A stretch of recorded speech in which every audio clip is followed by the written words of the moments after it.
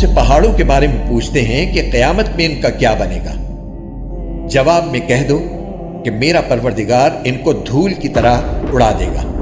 اور زمین کو ایسا ہموار چٹیل میدان بنا کر چھوڑے گا کہ اس میں تمہیں نہ کوئی بل نظر آئے گا نہ کوئی ابھار۔ اس دن سب کے سب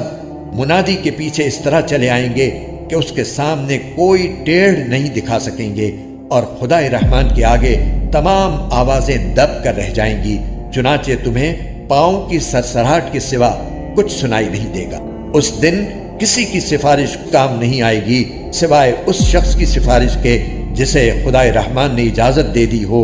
اور جس کے بولنے پر وہ راضی ہو۔ وہ لوگوں کی ساری اگلی پچھلی باتوں کو جانتا ہے اور وہ اس کے علم کا احاطہ نہیں کر سکتے، اور سارے کے سارے چہرے حی و قیوم کے آگے جھکے ہوں گے، اور جو کوئی ظلم کا بوجھ لاد کر لایا ہوگا نامراد ہوگا، اور جس نے نیک عمل کیے ہوں گے جبکہ وہ مومن بھی ہو تو اسے نہ کسی زیادتی کا اندیشہ ہوگا نہ کسی حق تلفی کا۔ اور ہم نے اسی طرح یہ وحی ایک عربی قرآن کی شکل میں نازل کی ہے، اور اس میں تنبیہات کو طرح طرح سے بیان کیا ہے تاکہ لوگ پرہیزگاری اختیار کریں یا یہ قرآن ان میں کچھ سوچ سمجھ پیدا کریں۔ ایسی ہی اونچی شان ہے اللہ کی جو سلطنت کا حقیقی مالک ہے، اور اے پیغمبر جب قرآن وحی کے ذریعے نازل ہو رہا ہو تو اس کے مکمل ہونے سے پہلے قرآن پڑھنے میں جلدی نہ کیا کرو،